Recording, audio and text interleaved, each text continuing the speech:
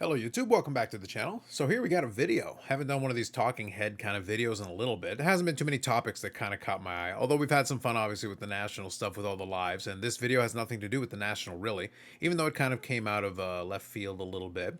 I did see it kind of circulating a little bit, and I thought I would take a couple of minutes to talk about it. And I'm sure we'll have a little bit more national talk there during the podcast, but this is something that caught my eye because I think it's very interesting, and even though there's no immediate impact, it's something that could potentially be very interesting, and that's kind of the reason I wanted to take a couple minutes to talk about it. As always, I'll leave a link in the description if you want to check this out yourself. So I'm looking at an article from Cllct, and I'm just going to call it Cllct, talking about Burbank Sports Cards to list 40 million cards on Fanatics Collect in an exclusive deal. Now, this is very interesting because obviously Fanatics does love its exclusive deals, but this is particularly interesting because obviously Fanatics Collect is the rebranded formerly PWCC, and it's something where they are now making some changes and trying to incorporate. And one of the things that we talked about on the live stream not long ago, I think last week we even talked about it, was that one of the things they seemed to be emphasizing was that they had a much more advantageous rate for sellers on lower end stuff, and that's like $100 and below, $120 and below. I forget what the exact threshold was, but if you stayed below that threshold and it was close to comps, basically you would get a 6% seller's fee, which is obviously less than half of kind of what eBay charges in a lot of these specific things. So already that's very competitive, especially for low end items. And I was curious if that would attract some additional low end items to that platform, because really when it comes to these platforms, it really comes down to two things. Number one, can the software handle it? And that's something that we got to figure out with Fanatics if they're going to be able to do that. PWCC has had some issues previously with getting people on the platform and, glitches and things like that. And they had a glitch with their first weekly auction this past week. So it's one of those things where as long as the platform can hold it and withstand it, then that's going to be key. Because one thing eBay has, if nothing else, is plenty of capacity. They can handle a lot of auctions and a lot of listings at the same time, and that's going to be the case. But Burbank here, doing an exclusive with them, that's huge because Burbank is not a small eBay seller. So I kind of want to show you. So I'm going to go through a couple of points here in the article, but I want to show you real quick just in my other tab here. So here's the Burbank Sports Card eBay page. And one key element of this story is that it's not going to happen overnight. It's something that's supposed to happen over the next couple of months. But all you have to do is take a look at almost 7 million items sold, and I think the article cites more than that, but we'll just go with what's listed here on the eBay site. They have flat rate shipping, which even for somebody like me in Canada is really handy. I've ordered things from them in the past because they do have flat rate shipping internationally, which is really handy. It's actually a really great feature. So that actually encourages me to buy and put together little shopping carts full of cards. But one other thing that's really critical is, yes, Burbank has higher end cards, and of course, if you go in the store, you'll see a lot of different inventory that they have, including obviously fairly high end stuff. But one of the interesting things that has been their bread and butter is they've got tons and tons and tons of singles that are relatively inexpensive. And that's really kind of an interesting thing because that's one of the things that normally on eBay doesn't make a lot of sense. But in the volume that Burbank does, obviously they can put together. And they've got a very robust team of people that are sending out these items and shipping them all over the country and obviously internationally as well. But it's one of those things where you're looking at here, just looking at this page right now, 2.4 million items on the eBay platform as I'm taking this screenshot here for you right now. And you've got all the different categories, but you've got a lot of singles. And if you're a set collector, that's obviously something that's very handy to you. They do have auctions, they do have things like that, but you can get stuff like this. Like here's a Panini Chronicles Jake Roberts Origins card, $1.69. Buy one and get one free with a coupon. This is the kind of stuff that is, the bread and butter that's been on it. And I guess, based on just high level what we're talking about, I guess some of this stuff is going to be going over to the Fanatics Collect platform, which is to say we're talking some pretty low end stuff. Anything like below $5 or thereabouts. I don't know if that's going to be included in it, but it's saying to list 40 million cards. So I'm assuming there's going to be that aspect of it. I think one thing that Burbank has that has allowed it to do stuff like this in the past is they've got a pretty robust database. They've got all the different scanners they use to take all those images, keep it fairly straightforward, and are able to ship stuff out. But I think what makes things interesting here is that would immediately give a tremendous inventory to Fanatics Collect. And the downstream impact of this is kind of twofold. One, Burbank taking a major risk in terms of listing a lot of their stuff because eBay, the thing with them, and part of the reason they've been able to get away with a lot of the stuff that they do, raising the rates, making it very seller unfriendly, is that they just have the most eyeballs. So when you're a platform, you need those eyeballs in order to allow, to basically put people on there. We've got our eBay safe searches and all that. Well, if Fanatics Collect is trying to enter into it, having an exclusive deal where all of a sudden you get millions and millions and millions of listings, potentially, as I said, even if all it was just what they have right now, 2.4 million listings and a bunch of stuff, including low end. Well, all of a sudden Fanatics Collect would suddenly have tremendous inventory. That doesn't mean that they would have everything, and there would certainly be a lot of stuff available still for eBay to have.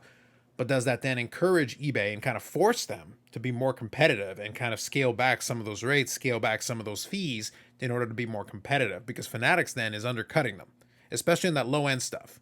And I would think that with an exclusive deal, Burbank is probably getting an even more favorable rate, especially on some of that lower end stuff, to make it worth their while to go off a platform they've already been very successful on. And they've already done things like having their inventory available in a couple places. Obviously, in addition to millions of listings on eBay, one thing that a lot of people obviously don't pay attention to because it's, it's on its last legs as far as being a platform, the Beckett Marketplace, even though a lot of people forget it even exists, Burbank has a lot of cards on Beckett Marketplace. A lot of the same cards are available on both platforms, and then when somebody buys one, it gets pulled off the platforms. But if for some bizarre reason you're looking over there, you might be able to buy it from there, or you could buy it from eBay. If it becomes an exclusive thing, as it seems to imply that it's just going to be on Fanatics Collect, does that actually encourage a lot of people who are otherwise customers of Burbank to actually start looking at Fanatics Collect? So it draws you the eyeballs in. If it draws the eyeballs in, do other sellers then follow? Obviously, sellers that don't have as much inventory, not as high profile, but just having more eyeballs on Fanatics Collect immediately actually draws more attention to them. And it does force the competition, which in a lot of ways for the consumer could actually be a pretty good thing. So it motivates sellers to potentially look at them a little bit more carefully. More eyeballs means there will potentially be more sales that could come out of it.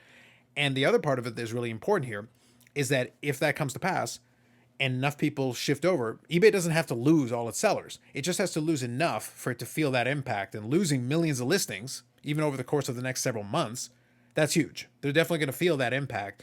And the question then becomes, how does eBay respond to this? What do they do for the buyers? What do they do for the sellers to make it interesting for them to participate in it? In that way, just with an exclusive deal here, it kind of sends a shot across the bow over to eBay headquarters and kind of tells them, hey, there's ways that we can make this very interesting and kind of create a little bit more, and at the same time push our own marketplace up and make people more aware of it.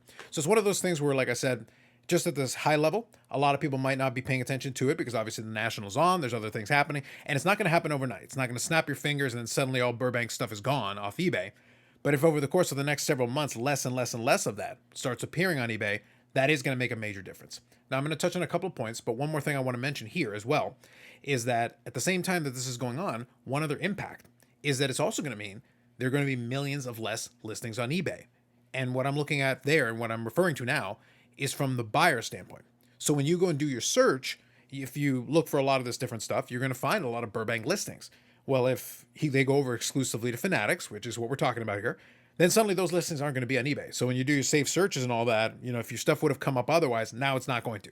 Now you're kind of forced to have to look into this other platform if you want to see Burbank's inventory. So in that case, it suddenly creates this little thing like, as a buyer, are you now able to pay attention to two platforms at once? A lot of folks kind of struggle with that. It's something that I try to do a little bit, but it's kind of out of sight, out of mind. Unless it's the weekly auction, I'm not paying too close attention to what Fanatics Collect / PWCC is doing. And it's only sometimes when I get something that might be worthwhile. Now, one other point that's kind of interesting here as well is that even though it's going to be on that Fanatics platform, Burbank themselves are still going to be doing the fulfillment. They're the ones that are still going to be shipping out the items from their own shipping department, their own shipping team, whatever they have. But it is going to be interesting, and it is a risk. So that's why I think it's kind of interesting how they're going to go about this. So I'll read a little quote here that I want to touch on here from the article. And it just says here from Rob Veras of Burbank. It says, I always feel there's a glass ceiling with any marketplace I've been on. Veras said, you keep working, you keep pushing, you keep adding inventory, and it doesn't seem to move the needle in a lot of cases with some of the places that we've been. I feel for the first time that I have an unlimited opportunity on a platform. Now, whether he intended to or not, that's a little bit of a shot across the bow on eBay, because one of the criticisms that a lot of people have is that over time, discoverability of new items becomes trickier and trickier and trickier on eBay. There's just a lot of stuff that's fluff, a lot of stuff that's just sitting there, museum pieces basically, where somebody puts an item that maybe is a $50 card and they list it for $500 and the price never moves, but it's still sitting there, kind of clogging up the works. So when you're looking for something, you're seeing a bunch of stuff that's never going to sell at that price. And there's no best offer, and there's lots of stuff like that clogging up the platform. Well, a lot of the stuff that Fanatics Collect is doing, a lot of their policies are basically discouraging that. They're basically telling you that low-end fee structure is actually telling you that, because they're saying 6% on like 100 or 120 or less, but if you try to put way above comps, then it pushes it up to the next tier and you actually get the higher rate of seller fees. So in effect, they're basically discouraging you from overpricing it and trying to basically squeeze every last dollar. They're saying you're going to get the higher seller fee if you try to play that game. And also there's no benefit to just listing it. And it's one of those things where they might just not let it sit on the platform if you're putting a $50 card for $500 and there's no chance of ever getting there. It's trying to take some of that extra stuff off the platform to make it easier to find items that might actually be priced to sell. So one of the questions is if eBay actually starts adopting some of those similar policies. It would mean less listings, but it would probably mean more quality listings or more listings that actually have a chance of actually being transacted, as opposed to millions and millions of listings that are going to sit in that platform for the next 10, 15, 20 years, as long as eBay exists. Now, one other thing here that I'll touch on, it says Fanatics Collect and Burbank view the deal as a long-term partnership. So that is kind of interesting as well, but also kind of plays into Fanatics' MO. But both believe their expectations they hope to meet soon. For Fanatics, new and repeat customers will be a key metric, monitored early. For Burbank, Virus wants to see a rise in trajectory week after week and month after month. In addition to millions of low-end cards being added, Burbank will aim to increase its spend to add a number of high-end cards to the platform as well. Historically, the company was best known for dealing in lower-end items. So that's what I meant earlier, is I said, when you're talking about millions of cards, you're not talking about millions of $1,000 cards. You're talking about a lot of that lower-end stuff, which on eBay, they've been able to make that part of their bread and butter. As I said, you can put together a whole shopping cart of stuff, and that's been something that is either to complete a set or as a player collector filling in different parts that I'm looking for. It's always been something very handy. So it's going to be interesting to see over the next couple of months as they start rolling it out and less listings start appearing on eBay and they start disappearing, how people start reacting to that. Does it change their behavior and drive some of them over to look at this other platform? And are Fanatics able to encourage some other power sellers to at least push some of their inventory that way, or maybe even cross-post? It might not necessarily be an exclusive. It might be a situation where maybe they list it on Fanatics Collect and eBay, and wherever it sells first, then it just goes off, it gets taken off the other platform.